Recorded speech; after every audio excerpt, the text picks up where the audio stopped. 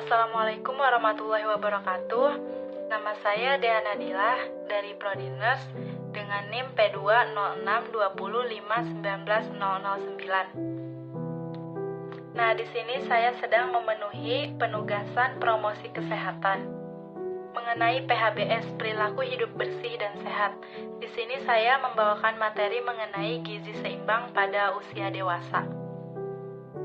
Nah, penyuluhan ini ditujukan kepada masyarakat. Nah, waktunya kurang lebih 10 menit. Nah, langsung aja yuk kita simak videonya. Nah, ini dia pengertian gizi seimbang. Gizi seimbang adalah susunan makanan sehari-hari yang mengandung zat-zat gizi dalam jenis dan jumlah yang sesuai dengan kebutuhan tubuh kita. Nah, dengan memperhatikan prinsip keanekaragaman atau variasi makanan, aktivitas fisik, kebersihan, dan berat badan yang ideal.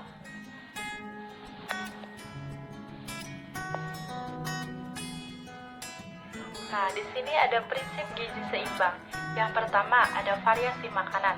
Jadi, variasi makanan ini kriteria makanan yang bervariasi terdiri atas jenis makanan pokok, seperti lauk pauk, buah-buahan, dan sayuran.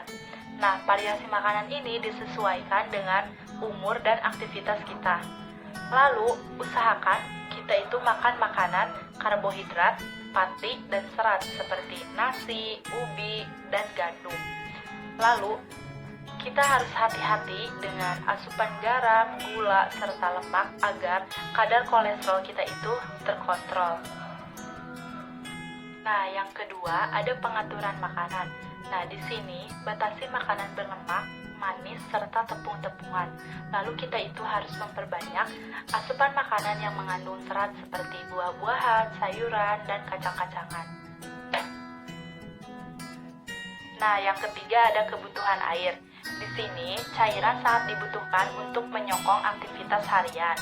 Nah, cairan berfungsi sebagai proses metabolisme mempertahankan suhu tubuh, transportasi zat gizi dalam tubuh, pembentuk utama sel, jaringan dan organ dalam tubuh. Lalu, kebutuhan cairan di usia ini 2-3 liter per hari, antara 10-15 gelas per hari. Nah, bergantung pada aktivitas fisik, kondisi fisiologis, jenis kelamin, dan suhu lingkungan. Nah, yang keempat itu batasi gula dan garam. Ini untuk pencegahan ya. Nah, di usia ini harus mulai membiasakan diri dengan membatasi konsumsi gula dan garam, agar keinginan untuk mengkonsumsi gula dan garam yang tinggi tidak berlanjut di usia selanjutnya. Lalu, asupan garam maksimal yang disarankan adalah 5 gram per hari. Nah, sementara asupan gula maksimal 30 gram per hari atau setara dengan 3 sendok makan. Ini adalah gula yang ditambahkan dalam minuman, tidak termasuk gula tersembunyi yang terdapat dalam makanan yang disantap. Nah, lalu yang kelima, ada pemantauan berat badan. Di sini pemantauan berat badan itu IMT, Indeks Massa Tubuh, merupakan rasio berat badan dan tinggi badan seseorang. Indikator ini digunakan pada seorang dewasa lebih dari 18 tahun untuk melihat apakah orang tersebut memiliki kekurangan atau kelebihan berat badan. Lalu, secara tidak langsung, IMT merupakan indikator kelebihan berat badan yang menggambarkan kadar lemak tubuh total. Nah, rumus untuk mengukurnya adalah sebagai berikut, IMT sama dengan berat badan per tinggi badan. Nah, di sini ada faktor-faktor yang mempengaruhi gizi seimbang. Yang pertama ada usia. Nah, usia ini semakin bertambahnya usia, maka akan semakin meningkat pula kebutuhan zat gizi bagi tubuh. Setelah mencapai usia 25 tahun, kebutuhan energi per hari akan mengalami penurunan sebanyak 4%. Setiap 10 tahun dikarenakan menurunnya kemampuan metabolisme tubuh kita. Lalu ada yang kedua itu jenis kelamin. Jenis kelamin ini menentukan besar kecilnya asupan nutrisi yang dikonsumsi. Umumnya kebutuhan gizi perempuan lebih sedikit dibandingkan laki-laki. Lalu yang ketiga ada lingkungan. Lingkungan ini faktor lingkungan memiliki pengaruh yang cukup besar terhadap pembentukan perilaku makan yang selanjutnya akan mempengaruhi status gizi. Nah, di sana ada kebutuhan gizi seimbang. Di sini individu yang super aktif membutuhkan energi lebih tinggi dibandingkan dengan individu biasa. Pastinya dengan bertambahnya usia, kebutuhan energi akan berkurang.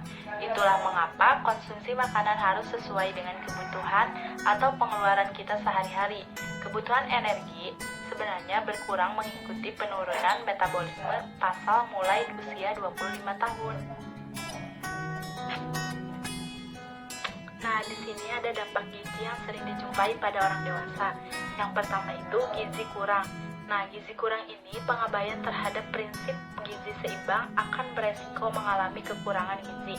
Nah, selain karena faktor makanan, kekurangan gizi di usia ini juga bisa disebabkan penyakit seperti gangguan psikologis, diare kronis, TB, gangguan pencernaan makanan, dan berbagai penyakit serta gangguan lain yang menyebabkan gangguan nafsu makan.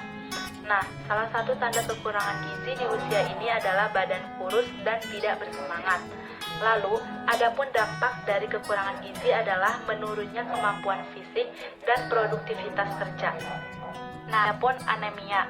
Anemia adalah keadaan di mana jumlah sel darah merah atau hemoglobin protein pembawa oksigen dalam sel darah merah berada di bawah normal.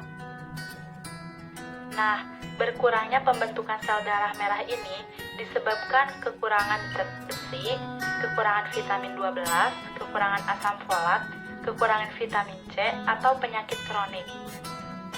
Nah, yang terakhir ada gizi lebih. Gizi lebih ini kebalikan dari kurang gizi. Nah, di sini asupan energi atau kalori yang masuk ke dalam tubuh justru berlebih, tidak sesuai dengan kebutuhan orang dewasa. Nah, umumnya diketahui kemampuan di usia ini membuat seseorang lebih senang mengkonsumsi makanan tidak sehat alias junk food. Anak muda sekarang itu kan sukanya junk food kayak gitu ya. Nah, kegemukan merupakan biang segala penyakit, mulai dari penyakit jantung koroner, darah tinggi, diabetes, stroke, dan lain-lain. Nah, di sini ada 10 pesan gizi seimbang. Yang pertama, syukuri dan nikmati aneka ragam jenis makanan. Yang kedua, banyak makan sayuran dan cukup buah-buahan. Yang ketiga, konsumsi lauk pauk berprotein tinggi. Yang keempat, konsumsi aneka ragam makanan pokok. Yang kelima, batasi konsumsi makanan manis, asin, dan berlemak. Yang keenam itu ada biasakan sarapan pagi sebelum beraktivitas. Yang ketujuh, minum air putih yang cukup dan aman. Yang kedelapan, biasakan baca label pada kemasan makanan. Yang kesembilan, biasakan cuci tangan dengan sabun dan air mengalir. Yang kesepuluh, berolahraga secara teratur dan jaga berat badan normal. Gizi seimbang, bangsa sehat, berprestasi. Sekian video dari saya. Terima kasih yang sudah menonton. Mohon maaf bila ada kekurangan. Jangan lupa like, comment, and subscribe ya guys. Wassalamualaikum warahmatullahi wabarakatuh. Peace.